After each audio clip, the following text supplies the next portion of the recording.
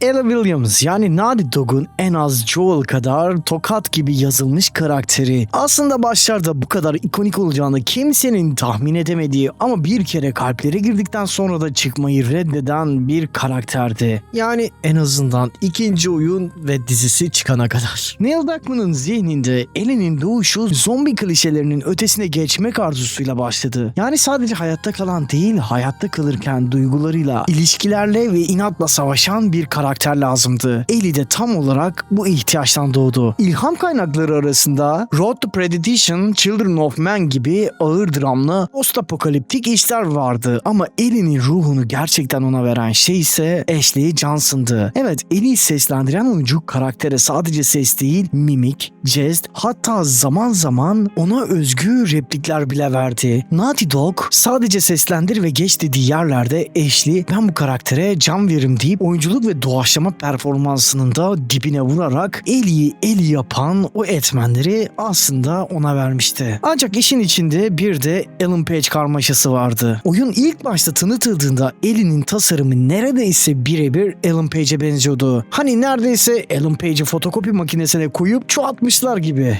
Ellen Page şimdiki ismiyle Elliot Page de bunu fark etti ve ufaktan sinirlendi. Naughty Dog ne yaptı? Ellie'nin yüz modelini değiştirdi ve Ashley Johnson'ın yüz ifadeleriyle daha çok benzeşecek şekilde karakteri yeniden elden geçirdiler. Sonuç mu? Karakter hem yasal sorunlardan kurtulmuş oldu hem de onu canlandıran Ashley Johnson'ın performansına daha uygun bir tasarıma dönüşmüş oldu. Yani kazan kazan durumu gerçekleşti dememiz doğru olur. Neil Druckmann'ın Ellie'nin sadece bir kurtarılacak çocuk imajında olmasını istemiyordu kesinlikle. Zamanla Joel ile aynı çizgiye gelecek kadar güçlü bir karakter olması için başından beri ısrarcıydı. Hatta karakterin ilk tasarımlarında Ellie'nin daha sessiz, içine kapanık birisi olması düşünülüyordu. Ancak Neil Druckmann'ın baskıları, Ashley Johnson'ın doğaçlama replikleri Ellie'yi bugünkü bildiğimiz o efsane karakter haline getirdi. Ellie artık sadece hayatta kalmaya çalışan bir kız değil, aynı zamanda "Lan bu kız hem içimizi parçalıyor hem de güldürüyor" dedirten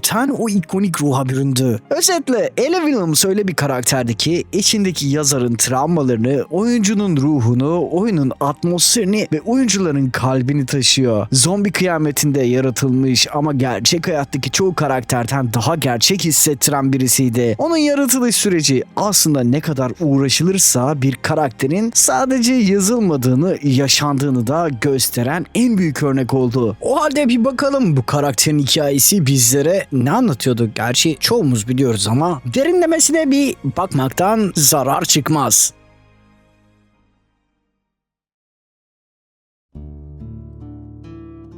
Dünya yandıktan sonra doğan çocukların bir kısmı sessizdir çünkü geçmişleri yoktur. Sadece yıkıntılar arasında büyüyen geleceksiz bir bugüne yaşarlar. Ellie Williams da o çocuklardan birisiydi. 2019 yılında doğdu. Daha doğar doğmaz dünya çoktan parçalanmış, insanlık yer altına çekilmiş, umut ise raf ömrü dolmuş bir konserve parçası gibi etrafa atılmıştı. Ellie annesi Anna'yı hiç tanımadı. Çünkü Anna Ellie'yi doğurduktan dakikalar sonra bir enfekte tarafından ısırılarak yavaş ve acılı bir ölüm yaşamıştı ve Ellie'yi kucağına alıp o enfeksiyonla birlikte vedalaştıktan sonra bir daha kızını asla göremedi. Anna'nın son arzusu en yakın arkadaşı olan Marlene'e Ellie'yi teslim etmekti. İşte burada kader düğümü ilk kez atılmış oluyor. Ellie Fireflies'ın ellerinde büyüdü. Ne doğru düzgün bir aile tanıdı ne de çocukluğunu yaşadı. Hayatı eğitim değil, hayatta kalma protokolünden ibaretti. O dönemlerde çocuklar için çizgi film değil, bıçak eğitimi vardı ve Ellie o eğitimi fazlasıyla iyi aldı. Sivri dilli, dik başlı ve küfür etmeden cümle tamamlayamayan bir çocuk haline geldi. Ama tüm bu kabuğun içinde bir çocuk olmanın masumluğu ve kırılganlığını da hep sakladı. Ellie yaşamının erken döneminde en büyük darbeyi Riley ile tanıştığında ve onu kaybettiğinde aldı. Riley onun en yakın arkadaşıydı. Belki Belki hatta biraz daha fazlasıydı. Left Behind hikayesi Ellie'nin bir gece boyunca yeniden insan olduğuna inandığı ama sabaha sadece kayıpla uyandığı bir dönüm noktasıydı. O gece sadece Riley değil, Ellie'nin her şey güzel olacak inancı da onunla birlikte öldü. Ama ironik bir şekilde tam da o gece Ellie'nin bağışıklığı ortaya çıktı. Diğer herkes enfekte olurken Ellie olmadı. Bir nevi lanet gibi. Sevdiklerini kaybettikçe dünyaya biraz daha umut getiren bir kırıntı haline geldi. Sonra Joel girdi hayatına. Başta taş duvar gibi soğuk,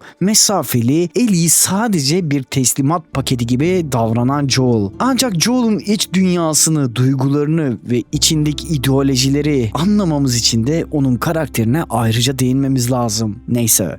Ancak Joel'un da karakteri zamanla kırıldı. Aralarındaki bağ derinleşti. Joel'un sert kabuğunun altında yıllar önce kızını kaybetmiş bir adamın sessiz çığlıkları vardı. Ellie aslında o çığlığı duyan ilk kişiydi. Ve tabii ki Joel da bu noktada Ellie'nin kayıplarla dolu geçmişini duydu. İkisi birlikte yalnızlıklarını yamamaya çalıştılar. Baba kız olamadılar belki ama birbirlerinin yerine de başka kimseyi koyamayacak iki yaralı ruh oldular. Evet, Joel Ellie'yi kurtardı belki ama Ellie de Joel'u tekrar insan yapan kişiydi. Ancak tabii ki bu ilişki öyle düz bir çizgide de gitmedi. Oyun sonu Joel'ın hastanede Fireflies'a karşı yaptığı o karar Ellie'nin kaderini çaldığı andı. Ellie o noktadan sonra Joel'a hep bir mesafeyle yaklaştı. Çünkü o kurtuluşun bir bedeli vardı. Gerçeğin kaybı. Ellie yaşamakla yaşamayı hak etmek arasında sıkışmıştı. Suçluluk, öfke ve anlam arayışıyla şekillendi. Ancak ikinci oyunda bu karışım intikamla bulanıklaştı. Ellie aslında bir savaşın ortasında doğan, asla kazanamayan ama hep devam eden bir karakter olarak çizildi. Kimi zaman elinde bıçakla acımasızca hayatta kalmaya çalışan bir savaşçı. Kimi zamansa içindeki yalnızlığı, sevgi eksikliğini bastıramayan bir kız çocuğu olması. İşte tam da altı böylesine dolu bir karakter verilince elimize Bella Ramsey'in neden bu kadar uygun olmadığı bir kez daha gün yüzüne çıkıyor.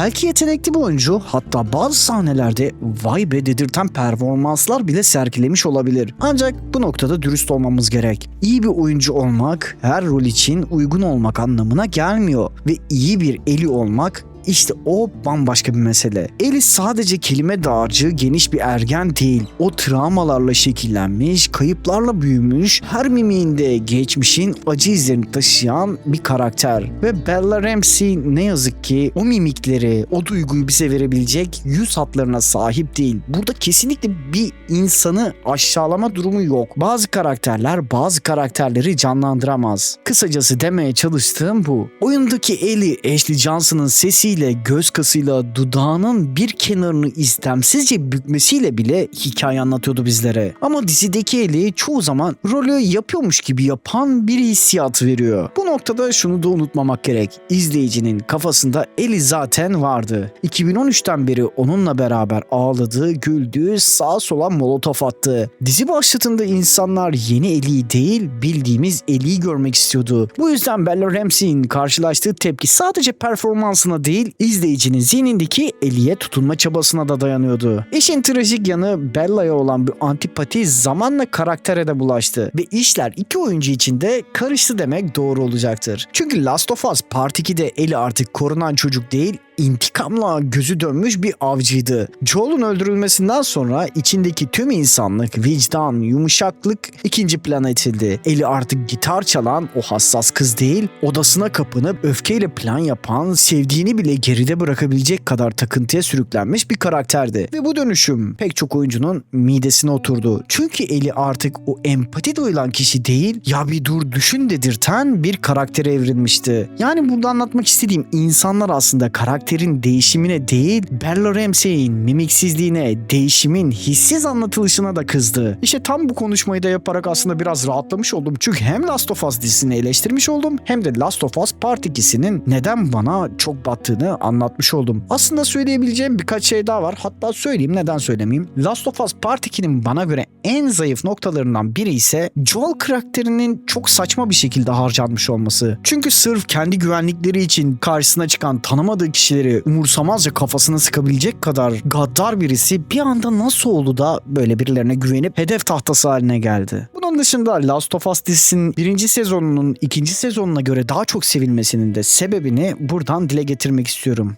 Joel karakteri. Yani Bella Ramsey zaten çok az kişinin sevdiğine inanıyorum. Joel karakteri ölüp diziden ayrıldıktan sonra geriye sadece elimizde duygusuz, mimiksiz bir Ellie kaldı. İşte tam da bu yüzden insanlar dizinin 2. sezonundan bayağı bir nefret ettiler. Özetle Ellie hem dizide hem de 2. oyunda kendi hayranlarının bile sorguladığı bir karaktere dönüştü. Ve benim de sözlerim burada son buldu. Siz neler düşünüyorsunuz? Haklı mıyım, haksız mıyım eleştirilerimde? Yoksa siz Bella Ramsey çok süper oynadı, bütün mimikleri verdi, kalbimizde hissettik yahu duyguları mı diyorsunuz? Yorumlarda tartışalım.